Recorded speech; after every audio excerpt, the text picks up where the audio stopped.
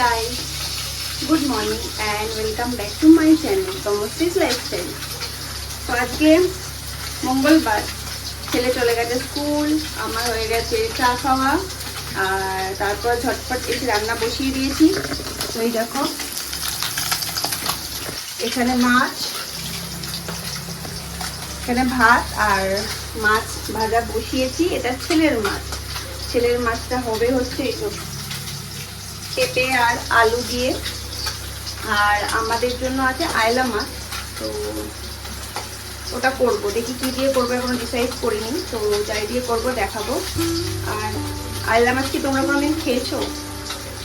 না খেলে খেয়ে দেখো, ভীষণ ভালো খেতে। আমিও আগে খেতাম না, কিন্তু এখন একবার খেয়ে খুবই ভালো লেগেছে। তো আগে যে মেয়েটা আমাদের বাড়িতে কাজ করতো, সেই মেয়েটা আমাকে একবার খাইয়েছিল, তো খেয়ে আমার ভীষণ ভালো লেগেছিল। তো তারপর থেকে খাই। তো তোমরা খেয়ে দেখো, ভালোই লাগবে। তো চলো এখন ঝটপট রান্নাটা।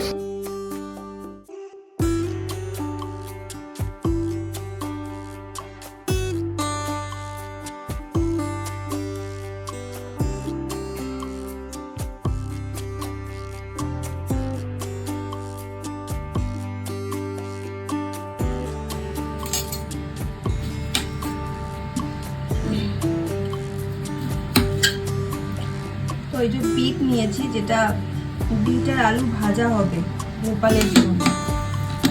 গোপালের জন্য তো একটা নিরামিষ আমাকে করতেই হয়। তো ভাবলাম যে বিট আর আলু দিয়ে ভাজা করি। বিট খাওয়া খুব উপকার, আর ছেলেও তাহলে খাবে, এই জন্য এটা দিয়ে ভাজা করে দেবো। বিট না আমার তরকারিতে দিলে ঠিক ভালো লাগে না খেতে, কেমন একটা গন্ধ লাগে। ওই জন্য আমি বিট আনলে ভাজাই করি সচরাচর।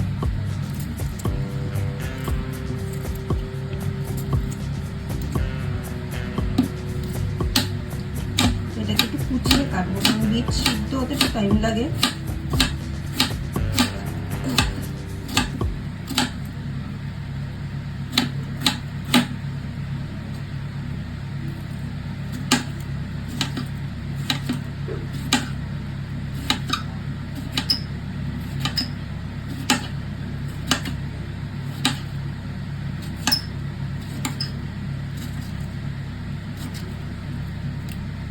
তো মাছটা দেখার পর কনফিউজ হয়ে গেছি যে এটা আয়লা মাছ না শার্টিন মাছ।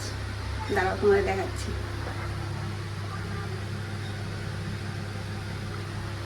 তো এই হচ্ছে মাছটা। তো মাছ আমি যদিও খুব একটা চিনি না, তো এটা কি ভুলে গেছি। আগে আগে তাও চিনতে পারতাম, অনেকদিন খাইনি তো তো ভুলে গেছি এটা কি মাছ। তো যাই মাছ হোক না কেন, এটা খুবই ভালো খেতে হয়।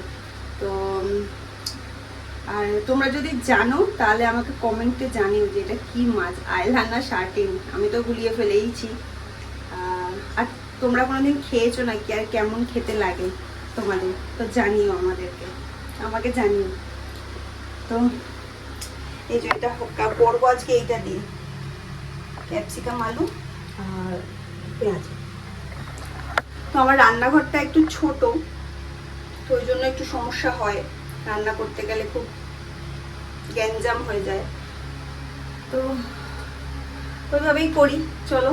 তো ছেলে স্কুলে না একটা জিনিস দেওয়ার কথা ছিল, তো ওর তো শরীরটা খারাপ হয়েছিল মাঝারি, অনেকদিন স্কুলে যায়নি, তাই পাঠানো হয়নি। আর যবে থেকে স্কুল যাচ্ছে খালি ভুলেই যাচ্ছি। তো এখন মনে করেছে, তো এক্ষুনি যাবো ওটা করতে, নাহলে আবার ভুলে যাবো। তো চলো ওটা আগে গিয়ে করি, ওটা ইম্পর্টেন্ট আছে। আর এদিকে মাছটা ভাজা হোক, আমি আস্তে করে দিয়েছি, মাছ ভাজা হচ্ছে, তো আমি আস্তে করে দিয়েছি। তো চলো এখন ওই কাজটা আগে সেরে আসি। তো এই জিনিসটা, এটা হচ্ছে ওদের প্যারেন্ট পাস। এই যে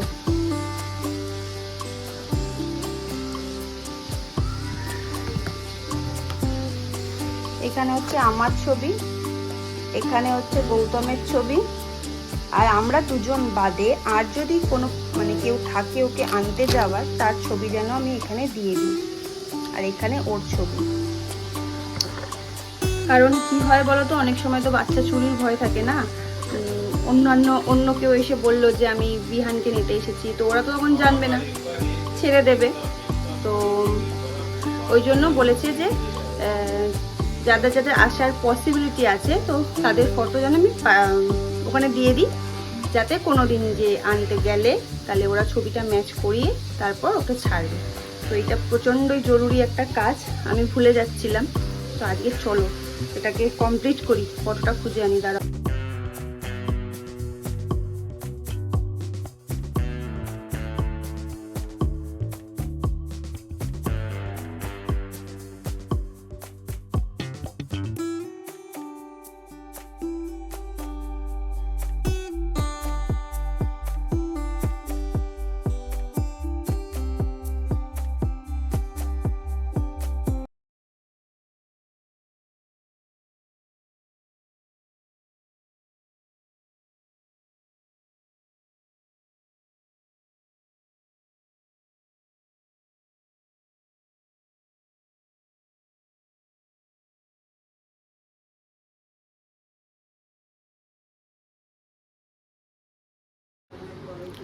তো মোটামুটি রান্না কমপ্লিট হয়েছে, আর একটা রান্না বাকি, গৌতমের ডিমের ঝালটা।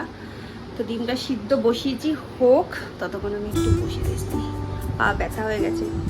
তো এখন করে না মানে যবে থেকে ছেলে হয়েছে তারপর থেকে বেশিক্ষণ দাঁড়াতে পারি না, তো পাটা ফুলে যায় আর ব্যথা করে, আর কোমরেরও সেম প্রবলেম। তো ওই জন্য একটু বসি, তারপর রান্না করতে যাবো। তো চলো দেখা হচ্ছে, আর কি কি রান্না করলাম সেটাও দেখাবো।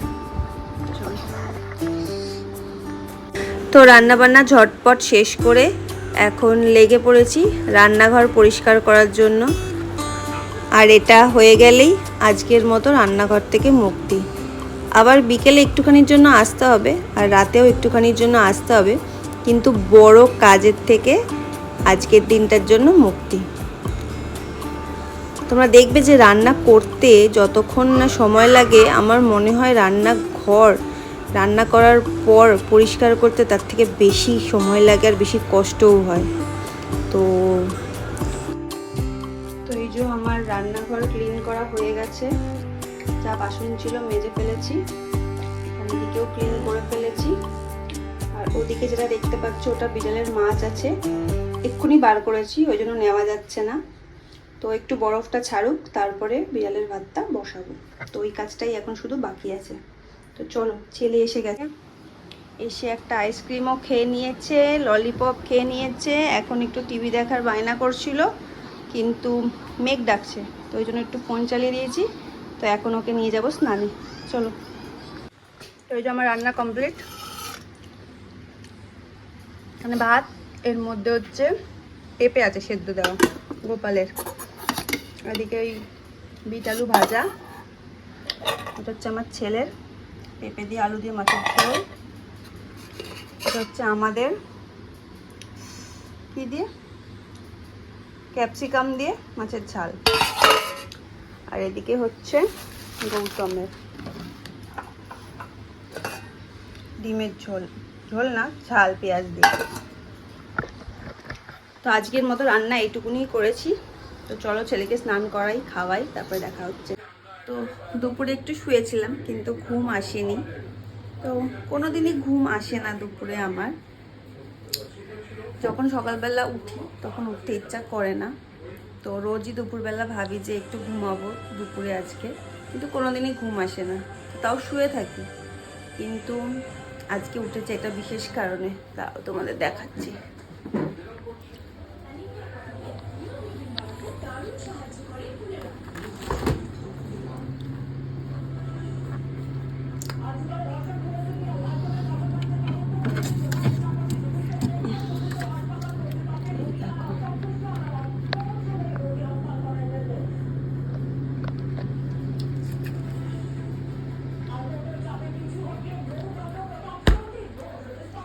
তো এই যে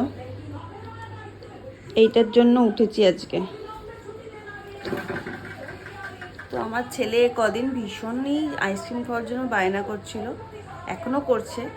আর আমার মা বাবা যখন আসছে তখনই আইসক্রিম নিয়ে আসছে খালি।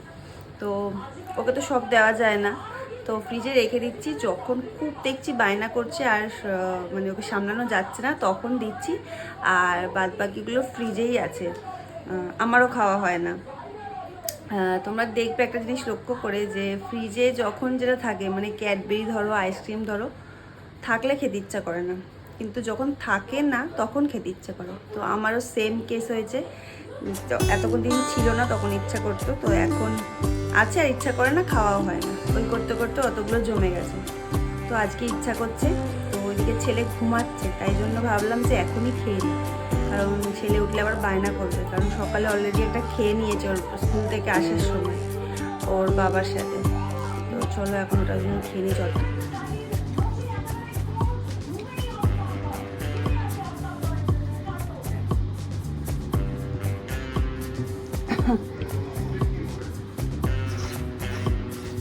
কর্নেটো খেতে আমার খুব ভালো লাগে, বিশেষ করে শেষের দিকটা যেটা পুরো বিস্কুট থাকে, এটা খেতে খুব ভালো লাগে।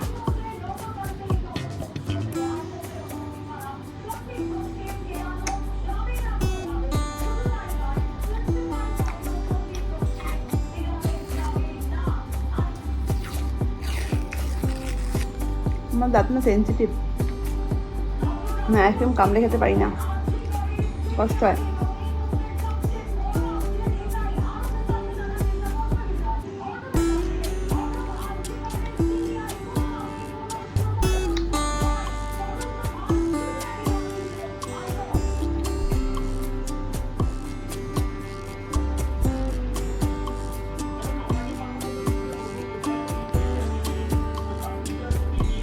তো চলো খাই আগে, তবে দেখা যাবে মনে হয়।